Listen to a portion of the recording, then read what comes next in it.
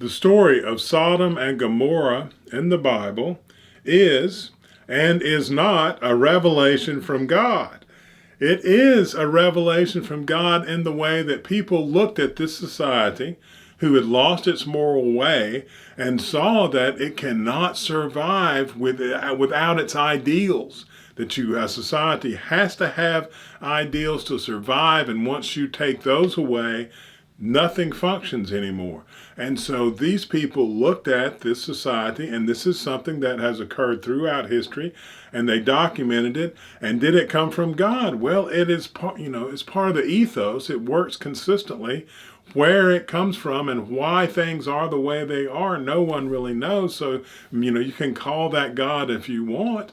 It doesn't really matter. What really matters is if you have a society who has lost its way, who no longer believes in its own ideals, it will crumble and falter. And that's exactly what Osama bin Laden knew. That's exactly what he was trying to do, because he knew he didn't have an army that could come up against America. So how was he going to get America out of Saudi Arabia, his home country? How was he going to get us to stop fueling their monarchy with monies for fuel, and so they could just oppress everybody in his home country, because that's who he cared about, is his home country?